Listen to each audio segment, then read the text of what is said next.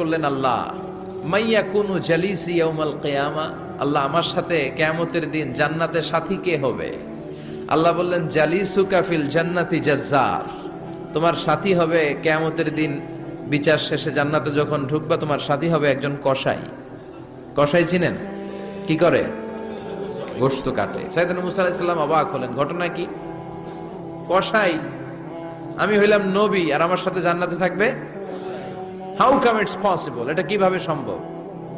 আল্লাহ বললেন নিজেই দেখে আসো এটা কেমন কসাই। সাইয়েদনা মুসা আলাইহিস সালাম ছদ্মবেশে কসাইয়ের দোকানে দাঁড়িয়ে রইলেন।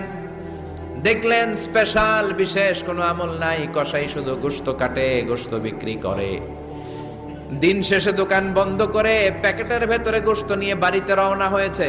বাড়ির ভেতরে ঢুকে যাওয়ার পর সাইয়েদনা মুসা আলাইহিস সালাম ঘরের দরজার কড়া নাড়লেন। কসাই বলে মান আনতা, তুমি কে? মুসা আলাইহিস সালাম বললেন আনা মুসাফির, আমি মুসাফির, থাকার জায়গা নেই, আপনি যদি থাকার জায়গা দেন আপনার বাড়িতে থাকবো।